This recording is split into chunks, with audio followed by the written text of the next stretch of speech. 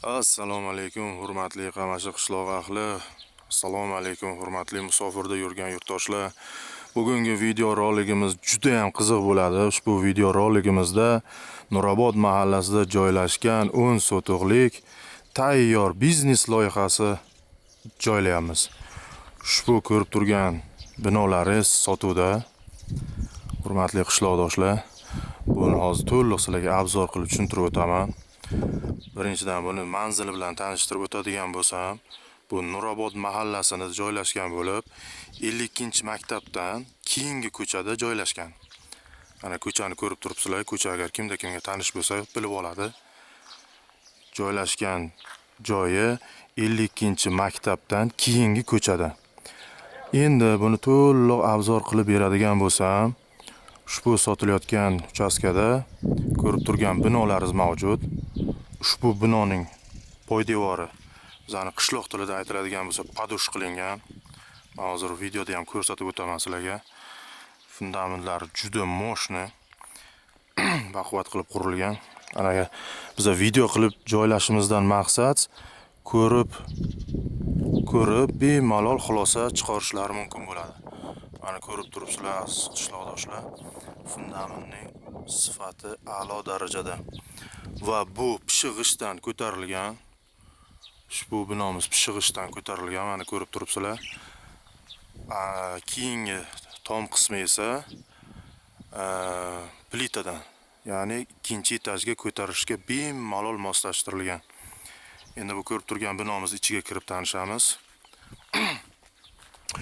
Buni kim agar olaman desa, tayyor biznes loyiha bu.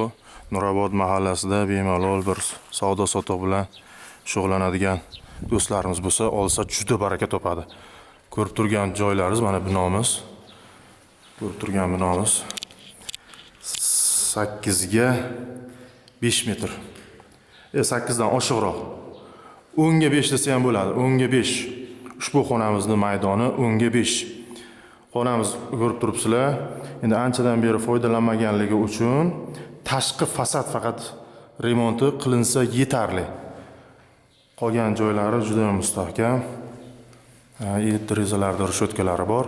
Mana tepani ko'rib turishlaringiz mumkin. Tepa tekis plitadan iborat.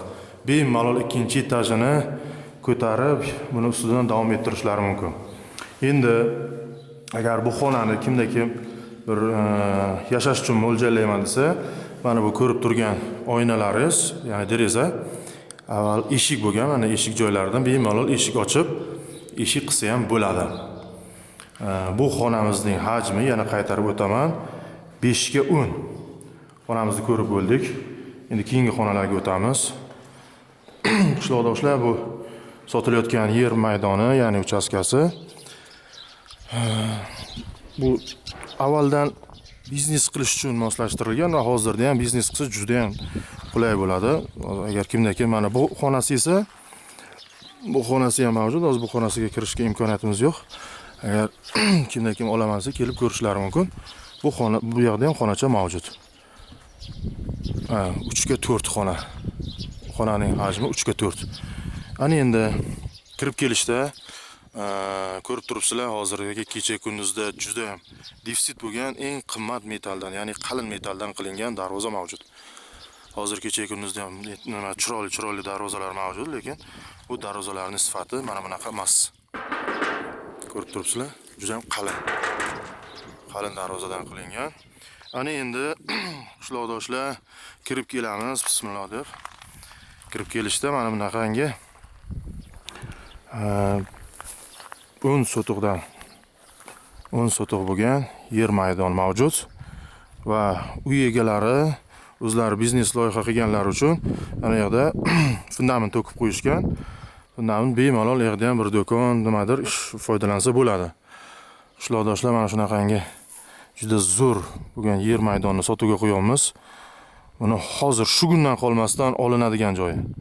Bosib yuboradigan joy deydi-ku. Anorlar ekilgan. Kachalka bor, suv chiqarish uchun beda ekilgan va bu tomonda kirgandan o'ng qo'lda esa gazxona, ya'ni kladovka deydilar, kladovka joylashtirilgan. Ko'rib turibsizlar.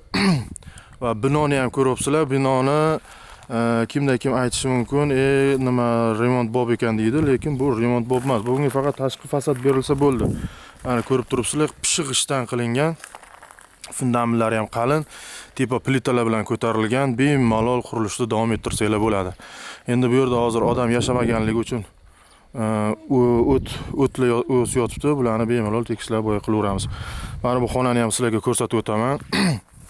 3x4 degan xonamiz.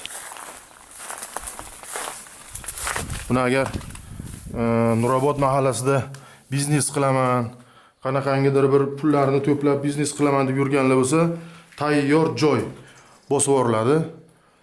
Xonani hajmi 3x4. Bu yerda ham 5x3 ekan. 5x3, to'g'ri. 5x3. Xonani kattaligi katta ko'rinib turibdi.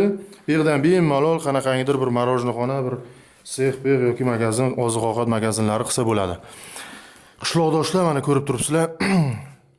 Qurilish zo'r qilingan, padushli qilingan, fundamentdan umuman muammosi yo'q. Mana tepada ham plitalar bor. Endi eshik derazalar almashtiriladi, lekin devorlarga umuman teginish hojati yo'q. Devorlarni fasad qilib davom ettirsa bo'ladi. Qishloqdoshlar, ushbu yer maydoni sotiladi. Pastdagi nomerlarga bemalol telefon qilishlaringiz mumkin. Narxlari telefon orqali gaplashiladi. Telefon orqali gaplashilaveradi. Qishloqdoshlar, mana shunaqa gaplar keyingi videolarda ko'rishguncha kanalimizga obuna bo'ling. Mana shunaqangi qiziq biznes loyihalarini qo'yib boraveramiz. Biznes loyihalari uchun moslashtirilgan yer maydonlarini qo'yib boramiz. Hurmatli qishloqdoshlar, yana bir narsani aytib o'tishim kerak. Ushbu sotilayotgan yer maydoniga elektr toki, gaz, internet, suv hammasi o'tgan. Ushbu sotilayotgan yer maydoni yashash uchun ham bemalol mo'ljallangan. Agar kimda kim olaman desa, xohlasa biznes qilsin, xohlasa yashab qolgan joylarga chorvachilik, mol-hol qilib yashab bemalol yashash uchun moslashtirib olsa ham bo'ladi. Qishloqdoshlar, keyingi videolarda ko'rishguncha xayr, sog' bo'ling, salomat bo'ling.